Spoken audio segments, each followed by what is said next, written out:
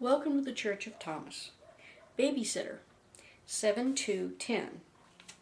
This is an interesting story because I heard on the news recently that in Michigan there was a family that needed child care. They had jobs and they needed to get their children taken care of while they were at work. Now, the person who was allocated this responsibility was a friend of the family. They didn't have a license for a daycare. I mean, I've known many 14-year-olds that took care of kids, and they didn't have licenses either. The ability to take care of children is not limited to people who have a license from the government.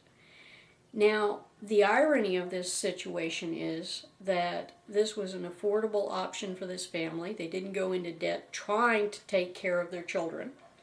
They were productive people. They went out and had jobs and incomes and were functioning in the society.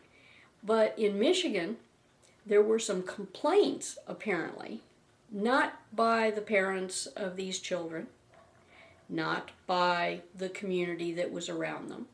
But apparently Child Protective Services decided, in the wisdom of their legalese, that this was a daycare center that was functioning without a license. They went in and cited them for deficiencies as a daycare center, certain number of adults per child, learning environment tools, etc. Lots of different rules are applied.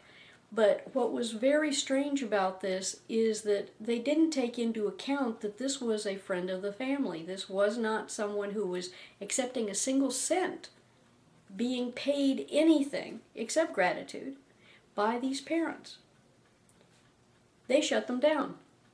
And I think this is a horrible precedent to be setting, because these children were not being abused.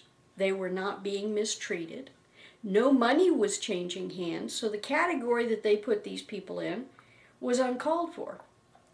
In addition to that, where's it going to stop? There are many people who rely on cousins and grandparents and aunts and uncles to help them take care of their children when they go out to work. We're always telling people, go out to work, go out to work. Well, daycare in a licensed facility is expensive. If you don't have the extra money, or if you have a loving and giving and caring person who can take care of your children, why is this not able to be an option? Are they going to start going into grandma's house and saying, you need this, this, and this because that's what the law says?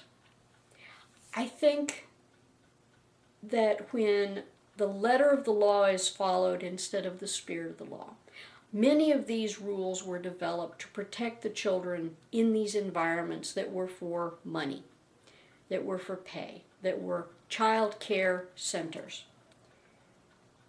And that's admirable. But you cannot apply the same rules to a different kind of child care setting. Legalese versus the spirit of the law. This is a couple of quotes that you might find interesting. This is Matthew 18, 1 through 6. Let's see. At this time, the disciples came to Jesus and asked, "Who are the greatest in the kingdom of heaven?" He called a little child and had him stand among them. And he said, "I tell you the truth, unless you change and become like little children, you will never enter the kingdom of heaven. Therefore, whoever humbles himself like this child is the greatest in the kingdom of heaven.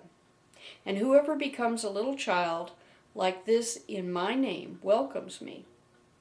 But if anyone causes one of these little ones to believe in me to sin, it would be better for him to have a large millstone hung around his neck and to be cast into the depths of the sea." Second quote is Reconciler Gospel of Thomas, verse 74. Jesus said, "The one sees how many are around the drinking trough, and the one also sees that they do not try and fill it. You cannot take God's love without trying to give something back." I think the lesson here is that not only is legalese a problem, but when people are trying to work as a community, to help each other, to care for their children. I mean, there was a big hoopla back a ways that said, it takes a village to raise a child. Well, let's not penalize the village when they do help raise your children. God bless the whole world, no exceptions. Angel Eliza.